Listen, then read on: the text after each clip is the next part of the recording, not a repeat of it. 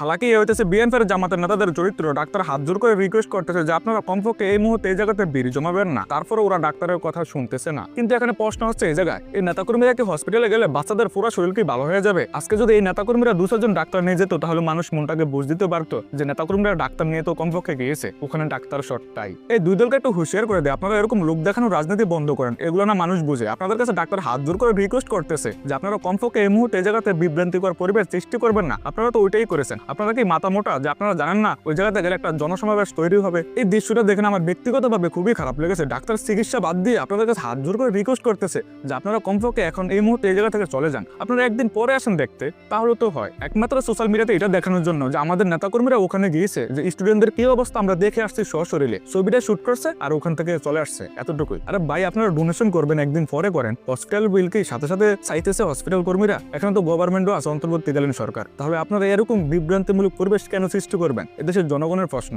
শেষ একটাই কথা, আপনারা এরকম লোক দেখানো রাজনীতি বন্ধ করেন, না হলে এই ইমেজ না নষ্ট হয়ে যাবে। আর অবশ্যই ভিডিওতে লাইক করবেন। চেঞ্জ ইউর সেলফ অ্যান্ড বি ইউনিক।